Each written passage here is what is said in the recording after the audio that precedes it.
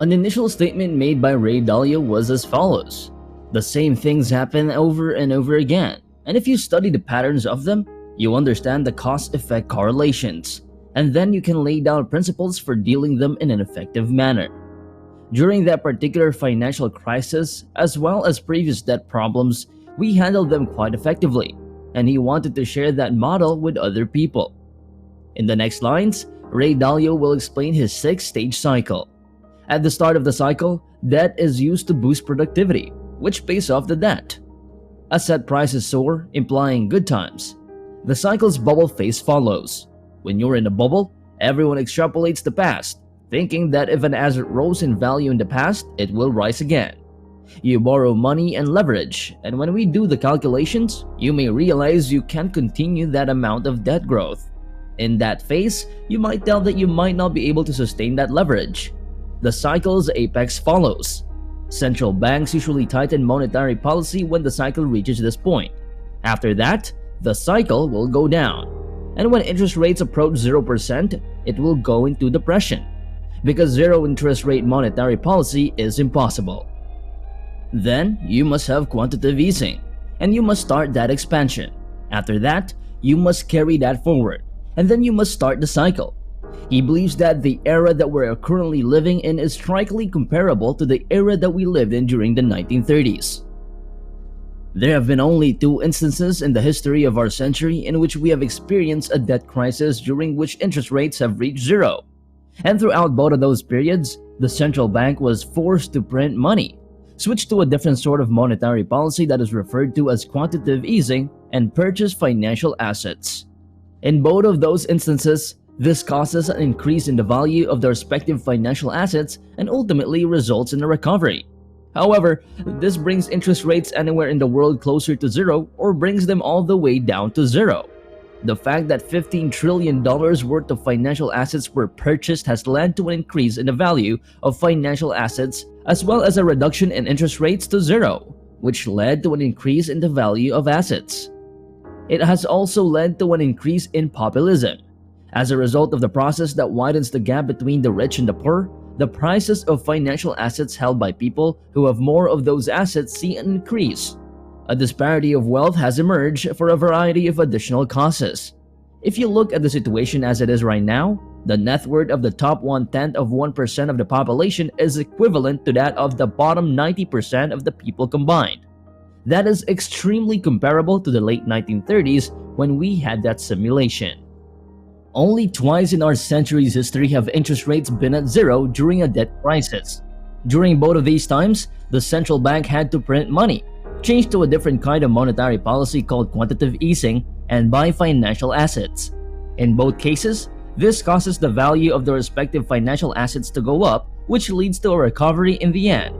But this brings interest rates anywhere in the world closer to zero or all the way down to zero. The fact that $15 trillion worth of financial assets were bought has led to both an increase in the value of financial assets and a drop in interest rates to zero, which has led to an increase in value of the assets. It has also led to an increase in populism. As a result of the process that widens the gap between the rich and the poor, the prices of financial assets held by people who have more of those assets see an increase. A disparity in wealth has emerged for a variety of additional causes.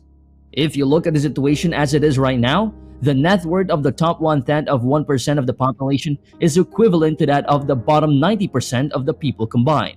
That is extremely comparable to the late 1930s when we had that simulation. Ray Dalio believes this expansion is in the 7th inning of a 9-inning game.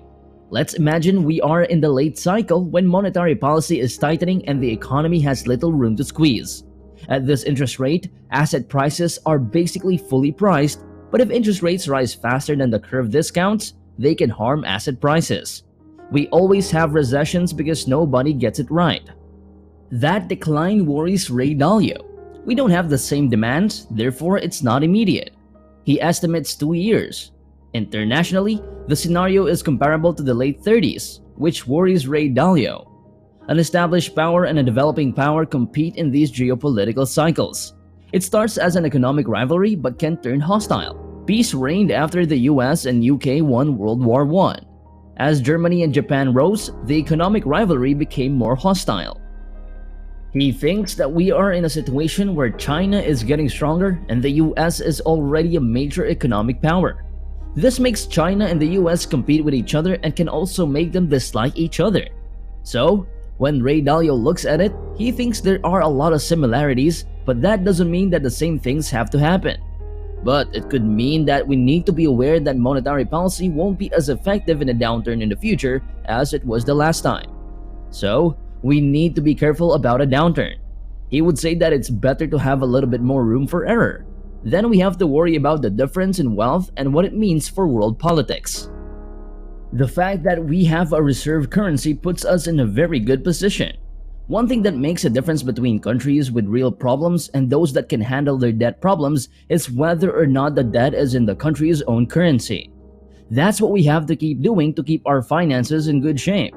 Ray Dalio thinks that there will be a squeeze that won't just be about debt, but also about pensions and healthcare obligations. He thinks that these won't be hard times right away, but maybe in a few years.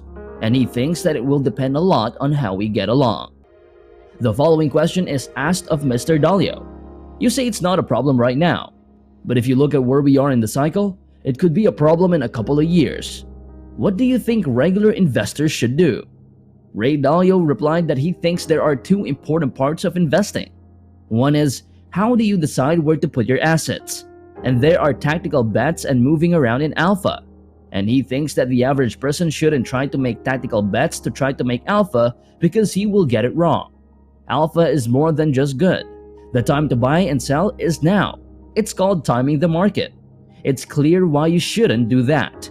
Ray Dalio still remembers learning this when Peter Lynch was in charge of the Magellan Fund. At that time, it was the best performing stock fund in the whole stock market. And most people who put money into it lost money. You might be wondering, how can that be? It's possible because people bought the one that was very popular and advertised.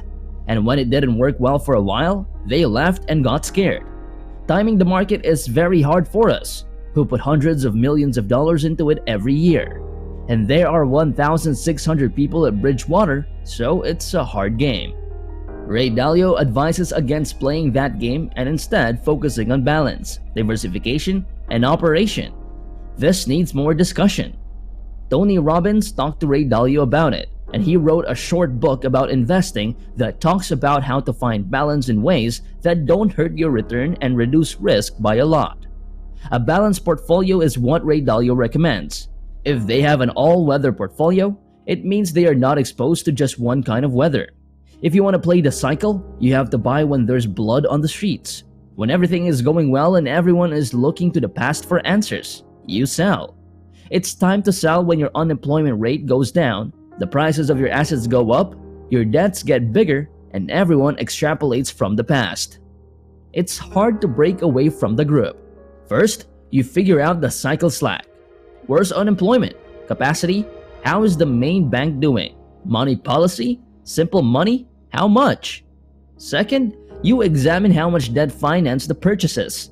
The third consideration is the overall level of feeling, sometimes known as euphoria. And fourth, examine the pricing to determine how much growth and how much debt is already factored into the cost. In other words, by comparing the yields on stocks and bonds and then looking at the pricing after that. When you look at credit spreads, it's like they draw a picture of the future for you. That is the future that has been discounted. And if you compare the picture of the future that has been discounted to something that is unlikely to occur in the future, then you will see that the prices are too high, and then you will need to consider the timing. Would you mind giving us some of your opinions on this?